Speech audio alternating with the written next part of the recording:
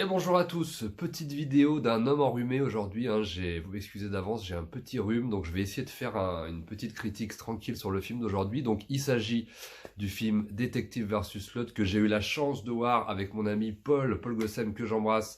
On était au festival du film fantastique, donc le PIF, vous avez déjà vu le mien, bon vous avez compris. Mais voilà, on a vu le film au PIF et c'était un très bon moment. Je dois avouer que j'avais pas vu un film hongkongais comme ça depuis longtemps. On va dire que le film est complètement fou, de par son scénario, Lo Ching-wan qui part totalement en vrille au niveau du jeu d'acteur. Lo Ching-wan est un acteur que j'adore depuis très très très longtemps. C'est vrai que je le trouve un petit peu vieux par moment pour certains rôles d'action, mais alors dans celui-là, il est absolument magnifique. On retrouve aussi Charlene Choi, qui était une aussi de mes actrices préférées quand j'étais plus jeune, mais simplement par rapport au fait qu'elle était mignonne. Mais là, c'est vrai qu'elle a un petit peu progressé au niveau du jeu d'acteur, même si elle galère un petit peu par moment. Et puis ce qui est aussi extraordinaire, on retrouve aussi Carman Lee aussi dans un rôle.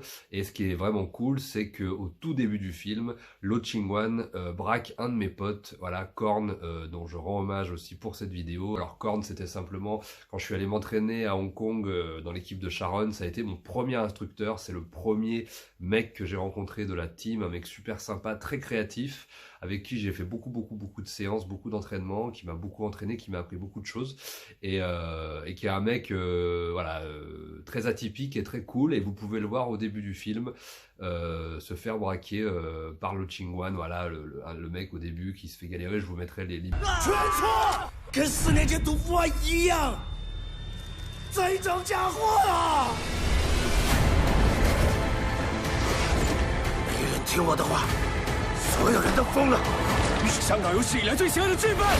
Voilà, c'est toujours mortel de retrouver mes potes dans les films de Hong Kong d'aujourd'hui. À chaque fois, il y a d'autres potes aussi qui jouent dans le film, évidemment, qui ont des petits rôles par-ci par-là. Et ça fait toujours plaisir parce que ce sont des gens de talent. Ce sont un petit peu les dernières graines de grands cascadeurs, chorégraphes, voilà, qui sont encore présents dans l'industrie du cinéma de Hong Kong, et c'est cool qu'ils aient du boulot. Donc voilà, je me dois quand même de parler de ça, même si évidemment ils n'ont pas une présence à l'écran hyper large. Ça fait plaisir quand même de les voir et de les voir exprimer leur talent, parce qu'ils font pas que des rôles de petits figurants, hein. Mon pote Korn, c'est aussi un excellent cascadeur. Il a fait des cascades dans le film, et notamment la grosse cascade à la fin. Il fait un soldat, une espèce de mec du SWAT qui assaille le bateau dans la dernière scène d'action.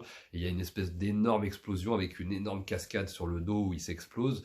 Et c'est aussi lui qui l'exécute. Et je me rappelle que moi j'étais à Hong Kong pendant le tournage en fait de Détective versus Slot, et j'étais tombé par hasard sur le tournage, notamment toute la première partie qui se déroule à Temple Street. Temple Street, c'est un endroit où j'avais l'habitude d'aller je prenais toujours une piole à Temple Street. C'est un quartier très connu de Hong Kong, et un quartier que j'adorais. J'allais tout le temps crêcher là-bas. Quand je dormais pas dans le gymnase chez Sharon, je dormais à Temple Street. C'était un peu mon quartier dans lequel je suis resté longtemps. Et le premier jour un premier soir où je suis retourné à Hong Kong, je suis tombé sur le tournage de cette fameuse scène. Donc c'était en 2018, le film a été tourné il y a un petit moment. Et en parallèle à ça, moi je découvre ce tournage, mais finalement je l'ai su que rétroactivement, que c'était le tournage de Détective versus Slot. Et j'ai commencé à m'entraîner avec l'équipe de Sharon, etc. Et mon pote Korn, donc qui joue dans le film, m'expliquer un petit peu qui tournait avec Lo Ching-wan et avec Wei Ka-fai. Le film est réalisé par Wei Ka-fai, l'acolyte de Johnny To de la Milky Way. Et il m'expliquait donc qu'il tournait avec lui, il me montrait ses scènes, il me dit j'ai tourné avec Lo Ching-wan, et là il me montrait la cascade de fin qu'il exécute. En fait, j'avais déjà eu ce petit morceau en avant-première, il me l'avait envoyé vraiment il y a longtemps avant. Donc c'est mortel de voir vraiment l'aboutissement de ce truc que j'ai vu par petits bouts quand j'étais à Hong Kong. Voilà, mes potes qui ont participé, le petit tournage que j'ai vu un peu comme ça en loose day, parce que c'est assez chaotique un tournage de rue là-bas, et donc voir le film et voir Hong Kong finalement à une époque où le film a été tourné, où moi j'y étais, ça fait un truc en plus de voilà, c'est juste la petite intro perso que je voulais apporter par rapport à la vidéo et par rapport à la critique, c'est que c'est vachement cool finalement à la fois de voir le film et de vivre tous ces moments-là. Et donc le film en lui-même, bah voilà. Mortel. Moi, je l'avais vu une première fois, mais sur un petit écran et puis un petit peu avec des sous-titres anglais. Moi, mon niveau d'anglais s'est effondré avec les années, donc j'ai pas totalement compris l'histoire. L'histoire est quand même bien barrée, limite incompréhensible. Moi, je suis pas très très fan de thriller et d'intrigues à tiroir et de sous-intrigues et du mec qui avait tout calculé et puis finalement c'était lui. Enfin, j'ai beaucoup de mal moi avec ce genre d'histoire. Je n'aime pas trop les films de petits malins mais si vous voulez, ça c'est le truc qui m'ennuie du film. Mais par contre, alors ça se fait surtout pour l'acte 2 en fait. Mais l'acte 1 et l'acte 3 sont absolument mortels. L'acte 1 en fait c'est vraiment une grosse scène à la fois. On voit Lo Ching-wan exprimer toute sa folie en tant qu'acteur et par rapport à son personnage, et en même temps une extraordinaire film d'action tourné donc à Temple Street, sur les immeubles, en passant par les fenêtres, en tombant, en se cassant la gueule dans la rue, etc. On retrouve le Hong Kong de la belle époque au niveau des scènes d'action.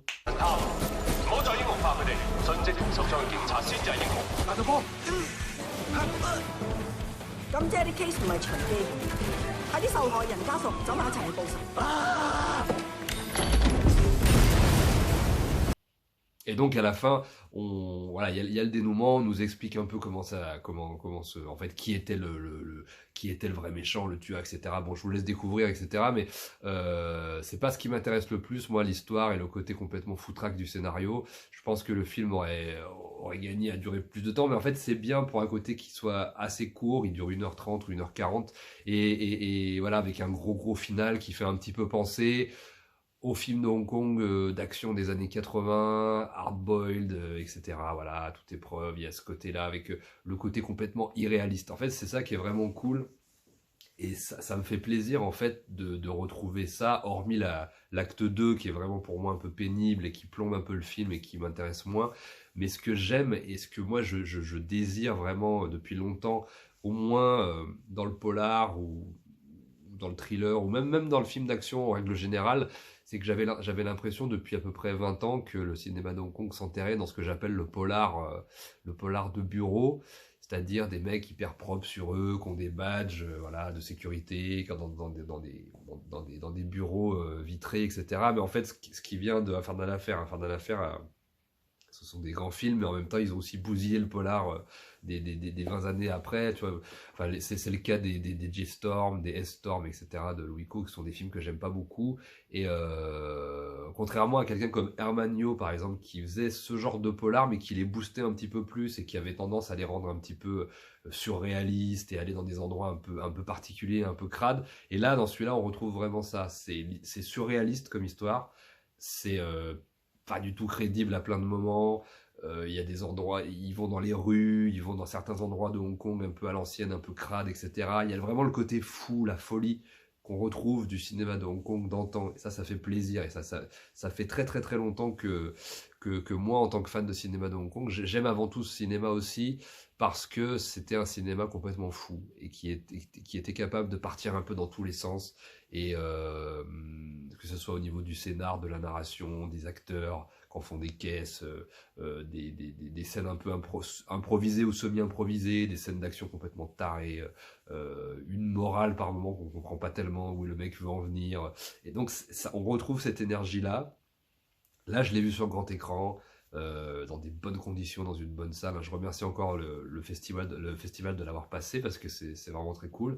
Et donc là, voilà, moi je retrouve, là, si vous voulez retrouver l'énergie du Hong Kong, des films de Hong Kong des années 80-90, un peu foutraque, et même un petit peu des années 2000, il y en avait encore certains. Voilà, bah, je ne peux que vous le conseiller, bien évidemment. Je vous laisse là-dessus. En tout cas, voilà. Bon, le film malheureusement n'est pas disponible en France pour tout de suite. Il sera peut-être disponible après sur les plateformes ou quelque chose comme ça. Mais en tout cas, si vous voulez revivre la folie du cinéma de Hong Kong, n'hésitez pas. Détective versus Lot est fait pour vous. Voilà, je vous embrasse, prenez soin de vous et à bientôt.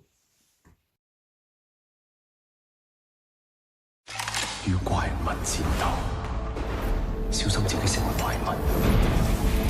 今日乜神探？我喺廟街掟咗佢3兄弟落街，全部都係警察嘅 case number， 仲有署名，晒一單，遇過一單。李俊係我哋警隊 legend， 以前佢個朵就係神探。西九女神探陳怡，你俾個真兇老點咗啦！我係觀塘重案方禮信，做乜開槍打夥計 ？No！ 現場有第4個人，紅褲係冤案，魔警係冤案，冤枉慘死，仲有孤兒寡婦。我哋淨係想報仇，唔想傷害其他人。唔好再叫佢哋神探，唔好再英雄化佢哋，盡職同受傷嘅警察先至係英雄。大波，咁即係啲 case 唔係隨機，係啲受害人家屬走埋一齊去報仇。